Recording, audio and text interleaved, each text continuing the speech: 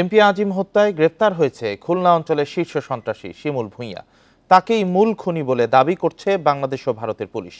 চরমপন্থী সংগঠন পূর্ব বাংলা কমিউনিস্ট পার্টির অন্যতম নেতা এই শিমুল। তার বিরুদ্ধে খুলনা ও যশোরে কয়েক ডজন মামলা রয়েছে। হত্যা, চাঁদাবাজির অভিযোগে 2 দফায় 19 বছর জেলও খেটেছেন তিনি।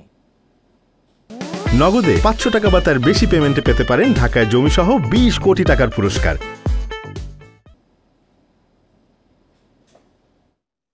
1991 সালে রাজশাহী বিশ্ববিদ্যালয় থেকে বাংলায় অনার্স পাশ করে পূর্ব বাংলা কমিউনিস্ট পার্টিতে নাম লেখান শিমুল ভূঁইয়া। তখন থেকে খুলনা সহ দক্ষিণ পশ্চিম অঞ্চলের ত্রাসের রাজত্ব গড়ে তোলেন তিনি।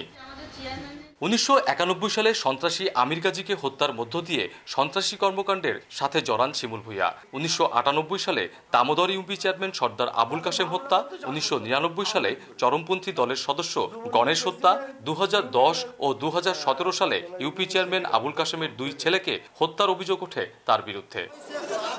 সবশেষ এমপি আনারুল আজিম হত্যায় অন্যতম প্রধান অভিযুক্ত হিসেবে গ্রেপ্তার হন শিমুল। সৈয়দ আমানুল্লাহ নামে পাসপোর্ট করে কলকাতায় যান তিনি। পরিবারের সদস্যরা জানান, হত্যায় জড়িত থাকলে শিমুলের বিচার চান তারাও।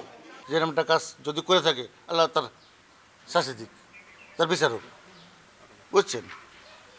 আর সেই এলাকায় মনে করেন 20 বছর ধরে এখানে নাই, 20 বছরের উপরে সেরকম হবে না। আমার বিরুদ্ধে যদি একটা মামলা থাকে, আমি এখনই রিজাইন দেব। থানা থেকে খোঁজ নেন, মিথ্যা প্রচার, সংবাদ প্রচার করে মানুষের মধ্যে আমাকে হেয় করার তো কোনো দরকার নেই। আমার ভাই যদি কোনো কাজের সাথে ইনভলভ থাকে, তার রেসপন্সিবিলিটি তার, আমারটা আমার। নিহত ইউপি চেয়ারম্যান আবুল কাশেমের ছেলে সেলিম হাওলাদার জানান, 2000 সাল থেকে 2013 সাল পর্যন্ত যশোর কারাগারে ছিলেন শিমুল ভূঁইয়া। বেশ কয়েকবার পুলিশের হাতে আটক হলেও ধরাছোঁয়ার বাইরে রয়েছে অস্ত্রের ভাণ্ডার।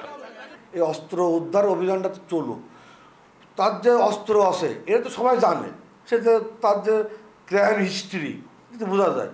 এই অস্ত্র উদ্ধার অভিযানটা আমি দৌড় দাবি জানাই, কিন্তু ফুলতলা প্রশাসন দিয়ে তার অস্ত্র উদ্ধার অভিযান হবে না। 24 মে যশোরে 2টি হত্যাকাণ্ডের ঘটনায় চার্জশিটের নাম আছে শিমুল ভূঁইয়া ও তার সহযোগী জিয়াদ হাওলাদার সহ কয়েকজনের। অভিজিৎ পাল, ইন্ডিপেন্ডেন্ট নিউজ, খুলনা।